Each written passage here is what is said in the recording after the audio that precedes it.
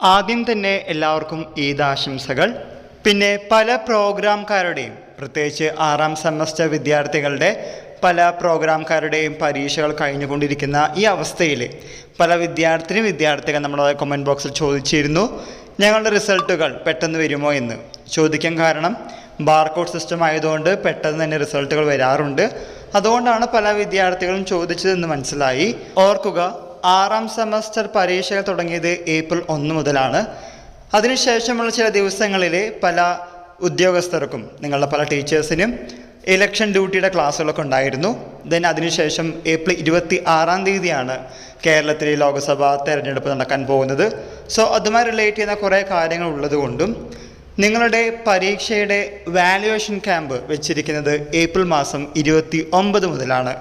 April 29 മുതൽ May 3 വരെയാണ് നിങ്ങളുടെ വാല്യുവേഷൻ ക്യാമ്പ്.